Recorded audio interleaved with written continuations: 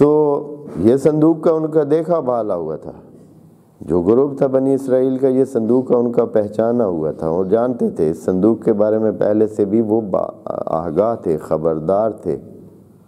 تو اب اس میں معجزے کی کیا آیت کس بات میں، وہ معجزہ کس حوالے سے ہے؟ صندوق تو تھا ہی، لیکن معجزے کا اس کا پہلو یہ تھا کہ تحملہ الملائکہ، کہ آپ کو اس کو اٹھانے کی ضرورت نہیں ہے، ابھی یہ آپ کے ساتھ بھی چلے گا۔ جب وہ چلے آگے تو وہ صندوق ان کے ساتھ تھا، چلے گا بھی، اور کیا ہوگا؟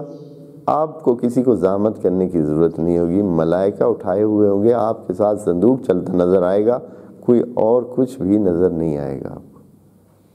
اس لیول کا معجزہ ان کے ساتھ جوڑ دیا۔ اب اس سے انسان کی قوت قلب کتنی بڑھ جاتی ہے کہ خدا کا معجزہ ہمارے ساتھ ہے۔ اور یہ بات بتاتی ہے کہ انسان جو کہ محسوس پرست ہوتے ہیں، ان کو عقلانی دلیلیں ان کے لیے کافی نہیں ہیں، ان کو جسمانی اور مادی سلسلے بھی خدا کریم ان کے لیے ارینج کرتا ہے، تب ان کو سمجھ آتی ہے، تب ان کا ایمان بڑھتا ہے، تب ان کا ایمان رکتا ہے۔ وَإِلَّا ہر لمحے ایمان ریت کی طرح کیا ہوتا ہے؟ شکوک اور شبہات کے دھکوں سے رستا رہتا ہے، گرتا رہتا ہے، ختم ہوتا رہتا ہے۔ یہ شک پڑا ایمان گیا، وہ شک پڑا ایمان گیا، اللہ نے یہ اس طرح کیوں کیا، وہ اس طرح کیوں کیا ہے، یہ کیوں کام ہے، وہ کیوں کام ہے، یہ ادھر کیا ہو رہا ہے، ادھر کیا ہو رہا ہے۔ تو یہ جتنے شکوک و شبہات ہیں انسان کے ایمان کو کھاتے رہتے ہیں، لیکن اگر ساتھ ہی اس کی تقویت کے جو سلسلے ہیں جو خدا کریم نے ساتھ سیٹ کیے ہوئے ہیں، اگر وہ بندے جاری رکھتے ہیں تو پھر بہت کچھ یاد اگر کرتے رہتے ہیں۔ اسی لیے خدا کہا ہے کہ وہ جو نعمتیں ہیں، یہ جو منفی نکتے ہیں تو ہیں ہی، جو مثبت ہیں ان کو یاد کریں، آپ کو بہت کچھ پھر ساتھ ایمان کا آپ کا جڑا رہے گا۔ تحملہ الملائکہ، اس کو اٹھائیں گے ملائکہ۔ اور یہاں خدا کریم نے تاکیداً یہ جملہ کہا ہے، خود بخود ہی یہ جملہ واضح ہے کہ یہ جب اتنا بڑا معجزہ ہو گیا کہ ملائکہ اس صندوق کو اٹھا کے لے جا رہے ہیں، ساتھ چلا رہے ہیں، اور پہلے بھی وہ صندوق تھا لیکن اب جو ہے اس کی اہمیت کہ ملائکہ اس کو اٹھا رہے ہیں تو اور بھی بڑھ گئی ہے کہ یہ بات پاکیزہ چیز ہے، اس میں خاص قسم کی اہمیت والی چیز ہے کہ خدا کریم تحملہ الملائکہ۔ ادھر سے ایک اور جگہ آیت میں خدا کریم نے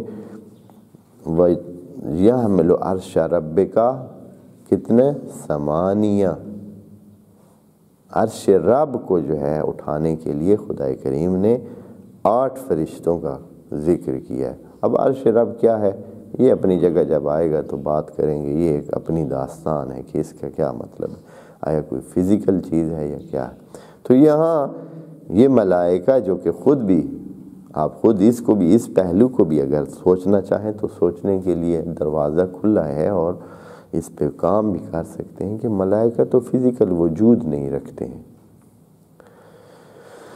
وہ ایک غیر مادی وجود ہوتے ہیں، اور غیر مادی وجود جو ہے وہ کسی مادی وجود کو اٹھانے کے لیے وہ کیسے یہ ممکن ہے، کس طرح ہو سکتا ہے؟ بس کس طرح انہوں نے اٹھایا ہوا تھا اس تحملہ الملائکہ۔ اور اس سے آپ معنی لے سکتے ہیں اس عرش رب کا، اس عرش رب کا کہ اس کو بھی تحملہ الملائکہ، اس کو بھی ملائکہ اٹھاتے ہیں۔ مانوی وجود یہ ہوتا ہے کہ آپ مثلا کہیں کہ میرے پاس بہت جرأت ہے، شجاعت ہے، میں اس شجاعت کے ساتھ کیا کرتا ہوں، اس کرسی کو اٹھاتا ہوں۔ کرسی شجاعت کے ساتھ تو نہیں اٹھائی جا سکتی، جرأت اور بہادری کے ساتھ تو نہیں اٹھائی جا سکتی، وہ تو جسمانی طاقت کے ساتھ، جسم کے ساتھ اٹھا سکتے ہیں آپ، جتنی مرضی آپ میں جرأت اور بہادری ہوتی رہے، آپ کرسی کو تو نہیں اٹھا سکتے ہیں، اس کے ساتھ نہیں اٹھا سکتے ہیں۔ آپ حتماً کیا لیں گے، اپنے جسم کی مدد لیں گے تو پھر آپ اٹھا سکتے. تو ملائکہ نے کیا کیا؟ وہ بھی اس طرح کا جسمانی وجود تو نہیں رکھتے ہیں، پھر کیسے ہوگا؟ بہرحال یہ خود قابل توجہ چیز ہے، توجہ کریں. اور پھر اس معنی کو لے کر وَتَحْمِلُ عَرْشَ رَبِّكَ فَوْقَهُمْ ثَمَانِيَةً، وہ آیت ہے کہ عرش رب کو 8 اٹھائے ہوئے ہیں. اس کو پھر معنی اس کا بھی ممکن ہے کچھ سمجھ آ جائے.